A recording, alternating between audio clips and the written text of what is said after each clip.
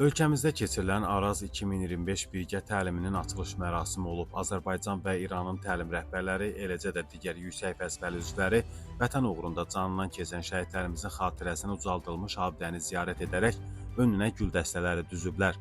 Ümummilli lider Heydər Əliyevin, həmçinin hər iki ölkənin ərazi bütövlüyü uğrunda canını fəda edən şəhidlərin xatirəsi bir dəqiqəlik sükutla yad edilib. Azərbaycan və İranın dövlət himnləri səsləndirilib.